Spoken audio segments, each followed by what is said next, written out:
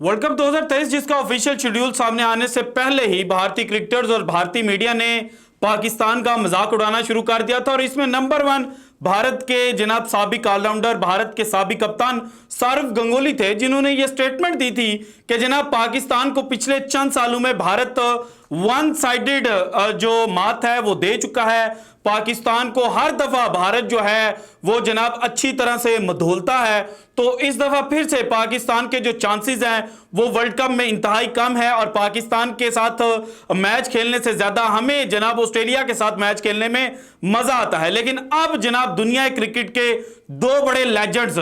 दोनों world champions Ian Morgan और Glenn McGrath ने पाकिस्तान की साइड ले ली है और वो भारतीय मीडिया और भारतीय क्रिकेटर्स जो जनाब आज से 2 माह पहले तक पाकिस्तान का मजाक उड़ा रहे थे, अब उनकी भी बोलती बंद होना शुरू हो चुकी है। और भारत के एक सुपरस्टार है जिन्होंने लॉर्ड्स के तारीखी ग्राउंड में भारत को फतह दिलवाई थी, अब उन्होंने भी भारतीय जो टीम है उससे हाई रैंक करना शुरू कर दिया है पाकिस्तान को। सो ये किस तरह से सारी तब्दीली हुई है ये आज की वीडियो में मैंने आपके सामने रखना है। उसके अलावा एशिया कप 2023 और वर्ल्ड कप में जो पाकिस्तान और भारत का एक मैच होना है, यानी कि टोटल मिलाकर अगर देखा जाए फाइनल और सेमीफाइनल को निकाल कर, तो फिर ये 3 मैचेस जनाब बनते हैं। सो इन 3 मैचेस में किस टीम का पलड़ा भारी होगा और भारतीय जो क्रिकेट पंडित्स हैं उन्होंने जनाब अब इस वक्त पाकिस्तान को क्यों हॉट फेवरेट करार देना शुरू कर दिया है। सो उससे पहले ये सारी डिटेल्स एक एक करके आपके साथ शेयर करने से पहले एक जनाब जो श्रीलंकन लेजेंड है चुविंदा वास, उन्होंने बाबर आजम को लेकर एक बड़ी बात कह दी है और जनाब एक दफा फिर से पाकिस्तान में बैठकर और भारत में बैठकर पाकिस्तान के किंग बाबर आजम को ट्रोल करने वालों को उन्होंने सही जवाब दिया है और जवाब देने के अलावा उनकी जो मिट्टी है ना वो प्लीत करके रख दी है। सो जनाब चुविंदा वास साहब ने कहा है कि हमने बाबर आजम को कप्तानी की जो पेशकश है वो की थी। आपको पता है कि जनाब कप्तान बाबर आजम जो हैं वो इस वक्त श्रीलंका के अंदर जो लंका प्रीमियर लीग है वो खेल रहे हैं कोलंबो स्ट्राइकर्स की जानिब से। सो कोलंबो स्ट्राइकर्स ने जब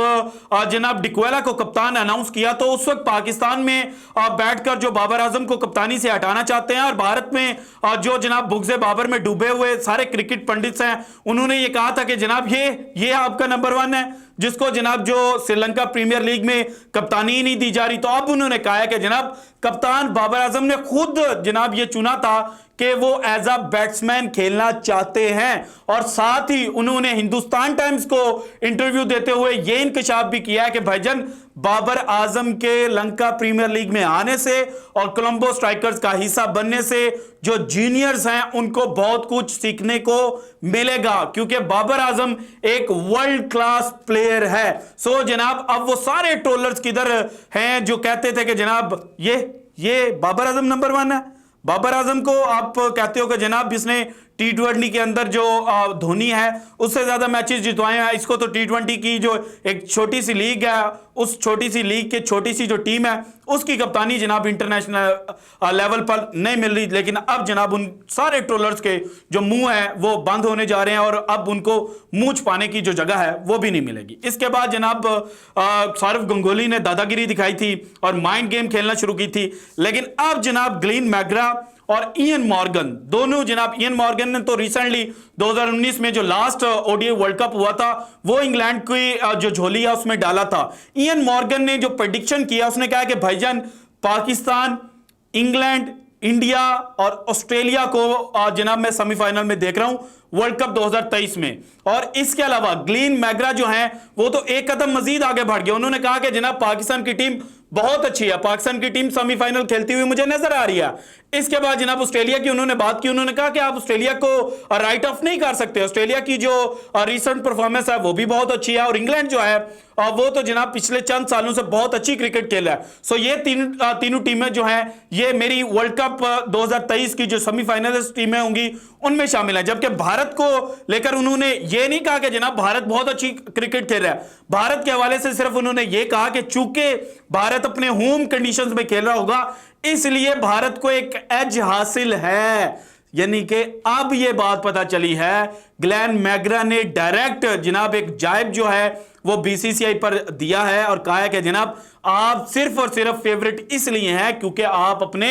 घर में खेल रहे होंगे, आप घर के शेर हैं, इसलिए आपको सेमीफाइनल में मैं देख रहा हूं। सो जनाब अब जरा थोड़ा सा एनालिसिस कर लें। मैच के दिन पे तो कुछ भी हो सकता है, लेकिन ऑन पेपर इस वक्त चीजें किसके हक में बेहतर हैं। देखें,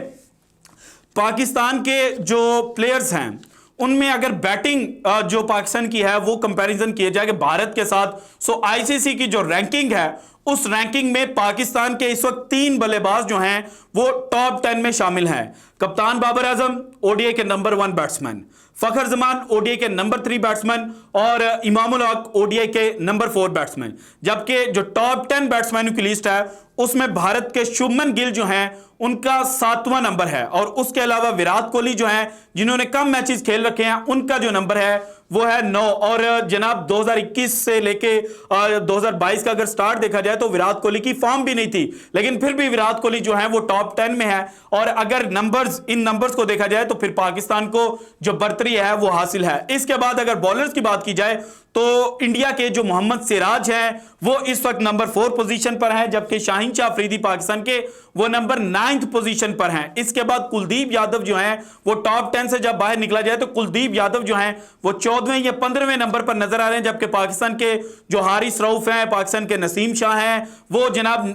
अब बहुत नीचे नजर आ रहे हैं। सो जनाब जो रैंकिंग में पोजीशन है वो भारत के जो मोहम्मद सिराज है उनकी बेहतर है। इसके बाद जब ऑलराउंडर्स की लिस्ट को देखा जाए तो टॉप 10 ओडीआई के जो ऑलराउंडर्स हैं उसमें ना कोई पाकिस्तान का खिलाड़ी शामिल है और ना ही इंडिया का। हार्दिक पांड्या को बहुत हाई रेट किया जाता है, लेकिन हार्दिक पांड्या का नंबर है 16, जबकि पाकिस्तान के जो लेग स्पिनर है शादाब खान उनका नंबर बनता है 14। सो जनाब ऑलराउंडर्स की जो लिस्ट है उसमें भी पाकिस्तान को भारत पर बर्तरी हासिल है। सो जनाब जो रैंकिंग पॉइंट्स हैं उनमें पाकिस्तान के पास 2 पॉइंट आगे, भारत के पास सिर्फ और सिर्फ 1 नंबर है। इसके बाद अगर 5 जो परफॉर्मर्स हैं, 5 बेहतरीन जनाब प्लेयर्स दोनों टीमों में से चुने जाए या दोनों टीमों के अलग अलग 5 खिलाड़ी चुने जाए तो उसमें पाकिस्तान के बाबर आजम, पाकिस्तान के फखर जमान, शादाब खान, शाहीन और नसीम शाह, ये वो 5 खिलाड़ी होंगे जिन पर पाकिस्तान बहुत ज्यादा डिपेंड कर रहा होगा। जबकि भारत को अगर देखा जाए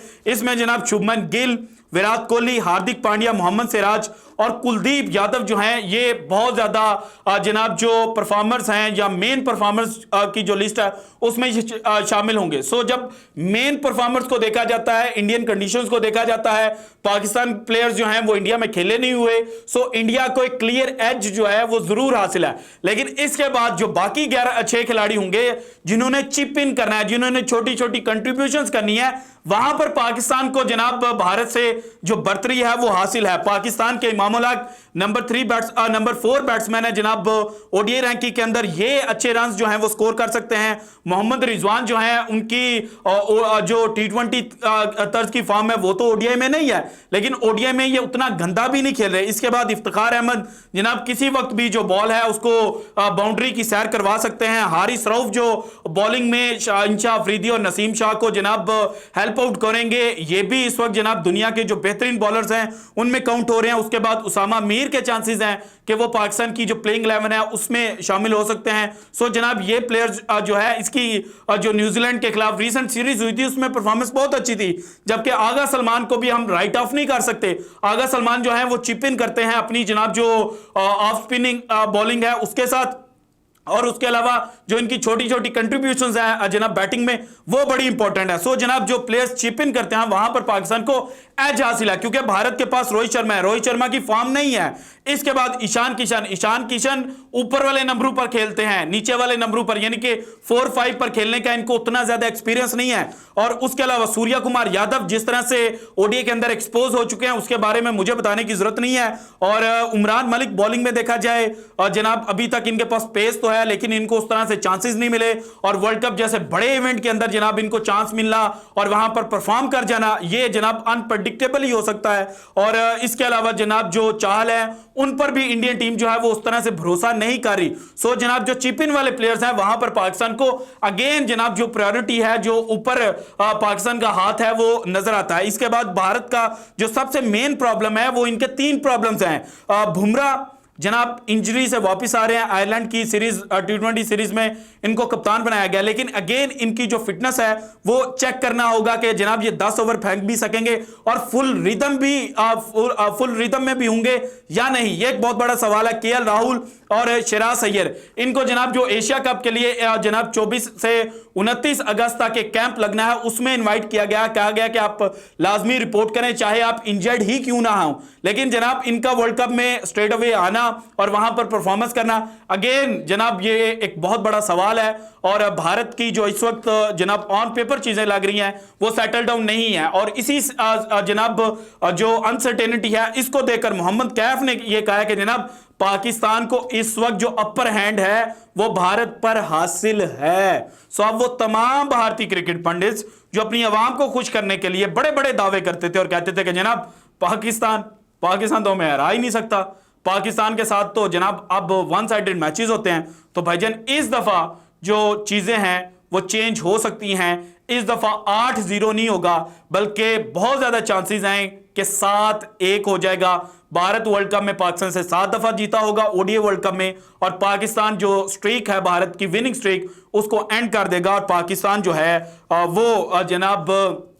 पहली दफा world cup ODI world cup में भारत से जीत जाएगा। अब जाते जाते एक और जनाब भारतीय जिस पर बड़ा घमंड करते हैं और कहते हैं कि जनाब पाकिस्तान के मैचेस से हमने कहां पैसे कमाने हैं, पाकिस्तान के मैचेस से भाईजान हमें कहां से मनी मिलेगी, हमारे पास तो आईपीएल है, आईपीएल में पाकिस्तानी प्लेयर्स नहीं खेलते, फिर भी जनाब हम जो अच्छी खासी अमाउंट है वो बना लेते हैं। तो भाईजान इस वक्त जो अहमदाबाद का जनाब इस वक्त जो सिनेरियो बन रहा है कि पहले जो ग्राउंड्स थे उनकी बुकिंग जो थी वो जनाब 10% से भी इंक्रीज कर गई, यानी कि 10 गुना ज्यादा जो चार्ज थे वो कह रहे थे जो 7-8 हजार होटल लेता था आम दिनों में वो 90,000 लाख तक पहुंच गया, 70,000 तो मिनिमम था। और उसके बाद जनाब वो फुल हुए तो जनाब हॉस्पिटल्स जो हैं उनकी बुकिंग शुरू होगी। तो अब भारत से इतलात ये आ रही है कि पाक भारत मैच के लिए मिड अक्टूबर यानी कि 14-15 अक्टूबर की जो तारीखें हैं, इन तारीखों पर आम जो